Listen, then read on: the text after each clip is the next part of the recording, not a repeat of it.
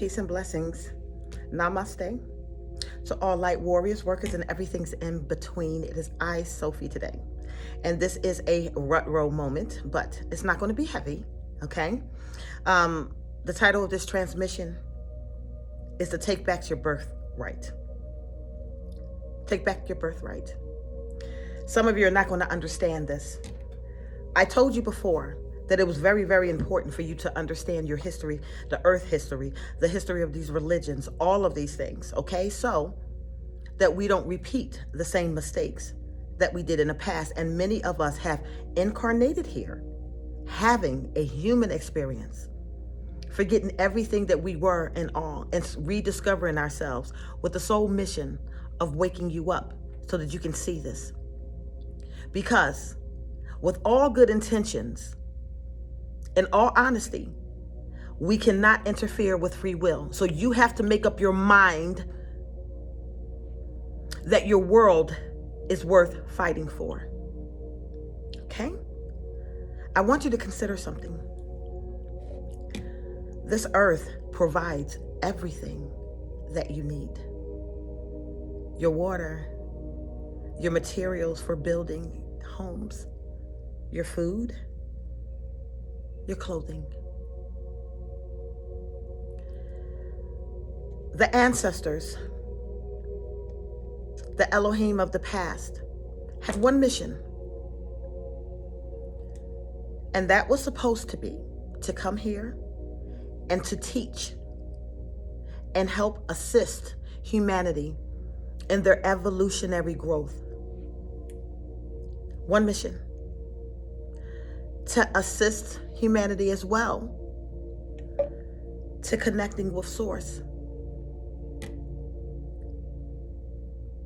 Out of ignorance, manipulation, humans turned over their birthright to this earth in exchange for protection. Listen to what I'm saying to you. If you have a backyard, 3 or 4 acres of land with trees and water and wells and fruit and vegetables, sheep for your clothing, everything that you need, and you are self-sufficient in that, just maybe need to be taught how to till the ground or shear the sheep so that you start to build this legacy for your family to be passed down to future generations. And somebody comes to you with a pact and says, your backyard is plenteous, but it's not protected. Allow me access to your yard. Let me govern it. You listen to what I say, and in exchange, I'll make sure that you eat. I'll make sure that you have a place to live. I'll make sure that you have your clothes. You handed over your sovereignty to beings so that you can beg them for the things that was already given to you. You did this out of ignorance. It looked like a good thing because when you're the smallest one on the basketball court, the 7'7" giant looks like your hero, the savior of the game.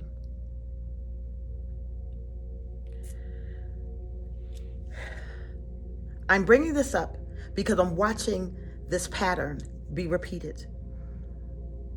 I've warned you, and I am still warning you, that if you do not have the ability to think for yourself, someone else will do the thinking for you.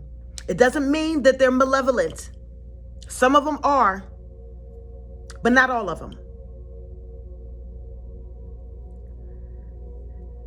As a sovereign divine being, the things that was naturally given to you gave you the ability to become self-sufficient on this earth. and to pass down generational wealth to your heirs.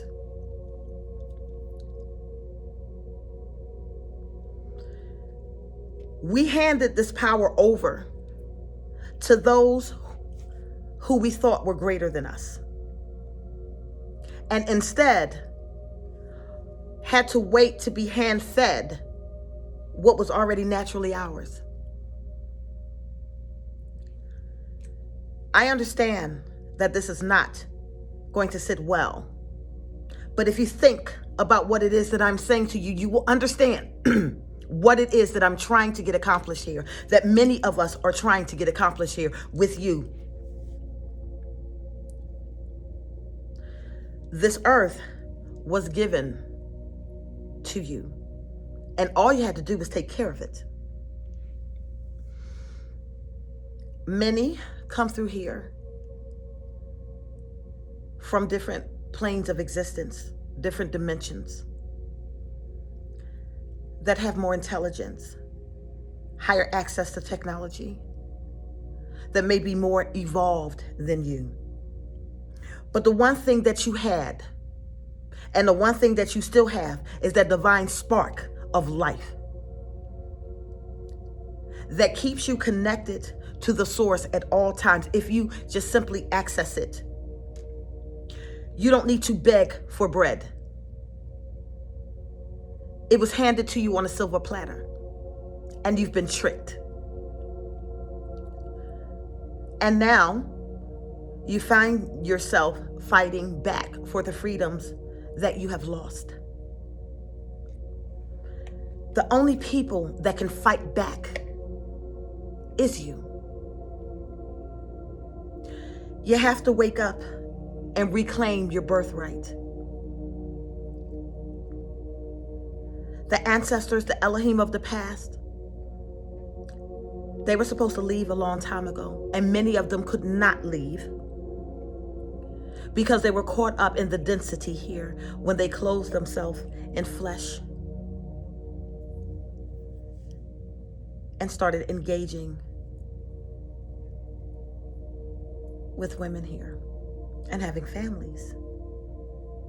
They've created karmic journeys for themselves.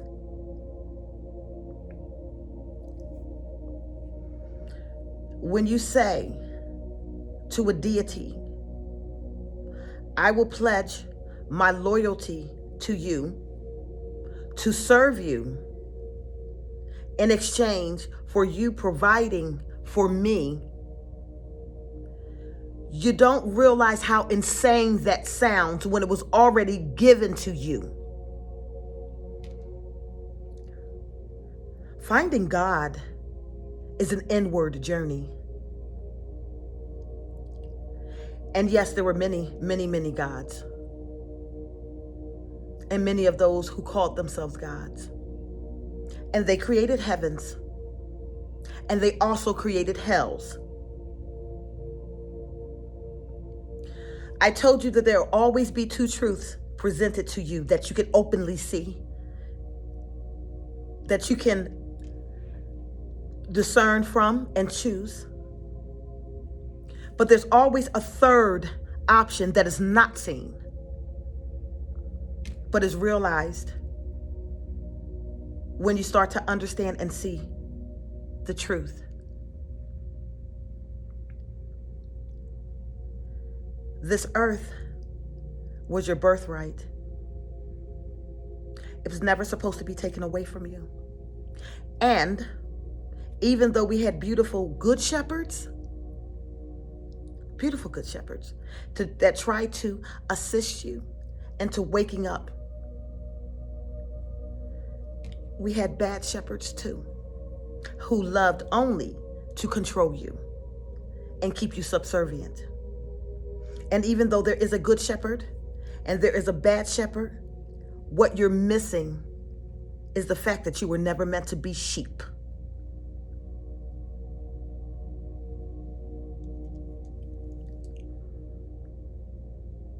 Do you understand what I just said to you? You weren't supposed to be sheep.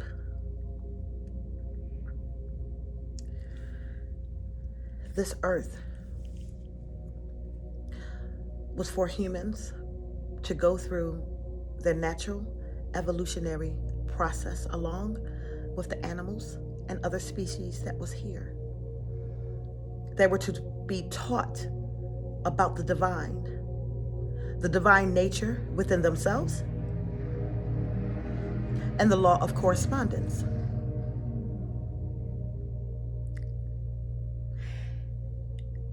They were supposed to continue an upright journey, processing mistakes, successes, failures, learning from them. Many of you have your own children. You raise them up to a certain level, and then you release them to find their way. And while remaining available if they need you, you don't follow them around and lord over them. That's not your job as a parent, to lord over your children. Then where do your parental ideas come from? Because your divine parents didn't design to lord over you either.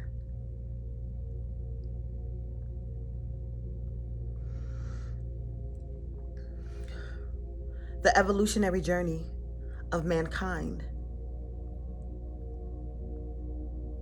has been through a lot of trauma. When I speak out and I say that from my perspective, humanity is innocent, I mean what I say. And not saying that there is not bad behavior that stems from humanity, but also taking responsibility that this behavior was learned.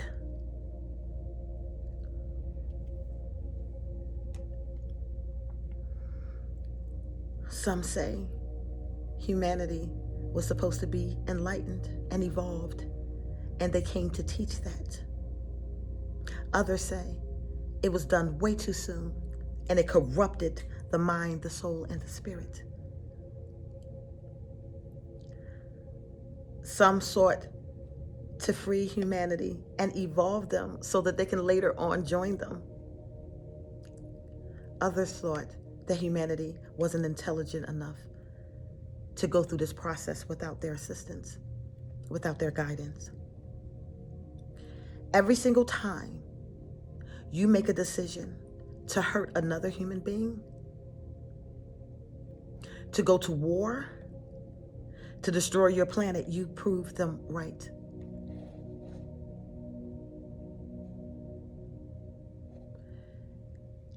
And it builds the case against you. And they try to use that as a catalyst to keep furthering their agenda, to enslave you by constantly pointing out your actions. In order for you to regain your birthright back, you have to understand who and what you are. You have to have the ability to see past the meat suit vessels. You have to tap in to source, Christ consciousness, however you want to call it. Go through your awakening. Now is the time where you're supposed to stand up and say, why am I paying for this? It is already mine.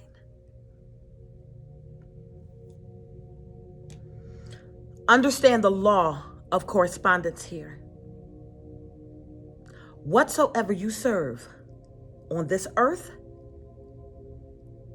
you bind yourself to in the afterlife. If you're not free here, you won't be free there. So when are you going to fight for your freedom? We all like to sit around and watch news and broadcasts and YouTube videos and articles from all around the world, waiting for Trump to do something, for EBS to go off, for this to happen, for that to happen. You make it happen when you make the decision that you're not going to be a slave anymore. You don't have to wait for them.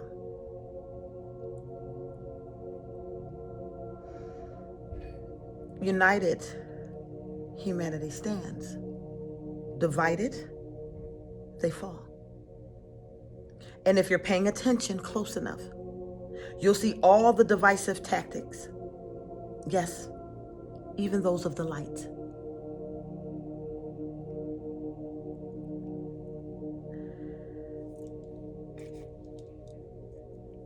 True light workers, fake light workers, angels, demons, God, the devil. If you haven't figured out by now that this is a polarity, God help you.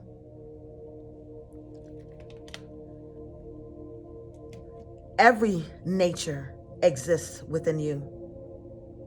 So if every nature exists within you, don't you think it existed with the Elohim as well, with the angels as well, with the gods as well?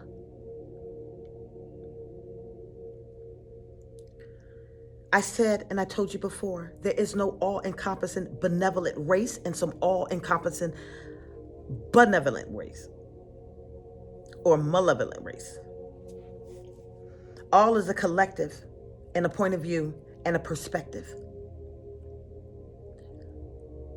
Just as I am sitting here now presenting to you light and saying, take back your birthright. At any moment, I could flip and say, you don't deserve anything. What will you stand for? Your earth, your world, and the illusion that others are in more powerful positions than you, or that they are untouchable, or that you can't defeat them.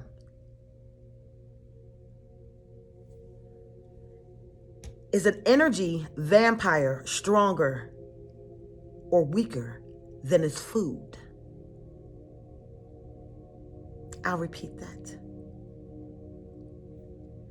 If something needs you to survive or to be successful, are you stronger or is it? Because it's a delusion here. We've come to make it right, but we can't do it without you.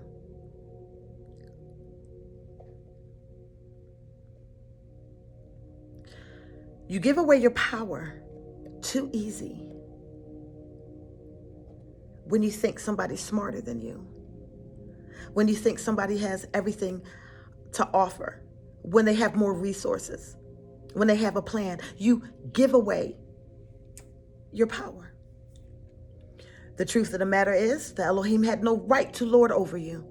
That was not their job, nor was it their job to brand themselves as gods. But they did it. And you were warned. When? When did they say? When were we warned? Go back into Genesis. You were warned not to eat of the tree of good and evil.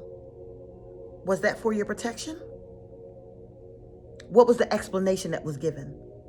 Because if they eat of the tree of good and evil, their eyes will be open like God's, knowing both good and evil. Guess what? If you're ignorant, you can't discern. You just buy and follow like sheep. The Elohim had a discussion in the next chapter. They said, now man has eating of the tree of knowledge. If he eats of the tree of life too, then he'll be just like us. Let us banish him.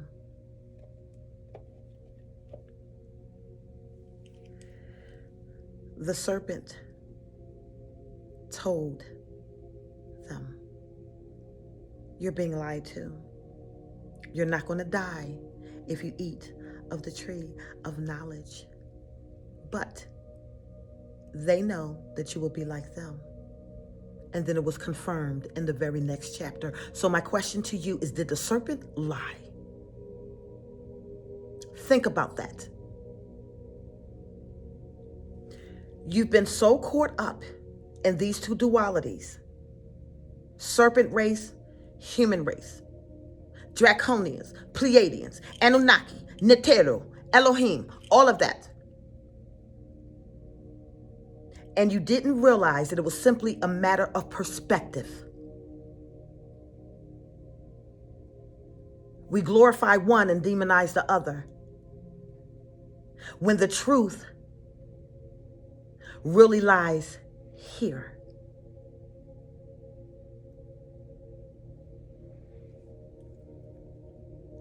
I told you, don't take sides. Do what's right. Connect with divine source. Connect with yourself. Stand for something. The enemies that you fear, they're weak. They can't stand towards the people. They are outnumbered, outmatched. And you have the divine spark of creation in your DNA.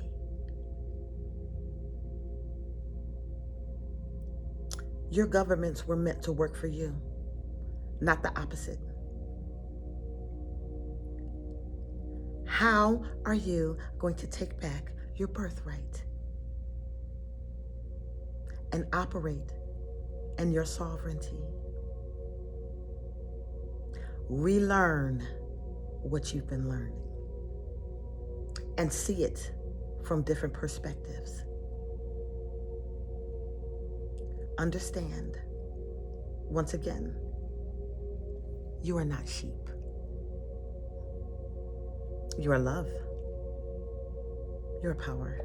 And you are a reflection of the divine, created in that way to take care of this planet and to evolve with each and every cycle, constantly upward, learning from the mistakes of the past, correcting them, and then moving forward.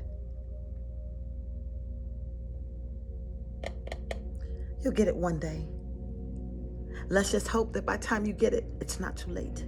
Take back your birthright and stand in your power. Stop waiting for someone else to do it for you. You have the ability to do it yourself by making simple decisions every single day. What will you support? Child labor and slavery? Giant corporations? Will you support mom and pop stores? Fair trade, free trade? Will you stand with your farmers, your artisans, your craftsmen, your builders? Simple decisions every day is how you learn how to walk the walk and talk the talk. We're sick of the lip service. If we had to incarnate here to cause a ruckus, that's exactly what we'll do. Humanity, take back your birthright. Please.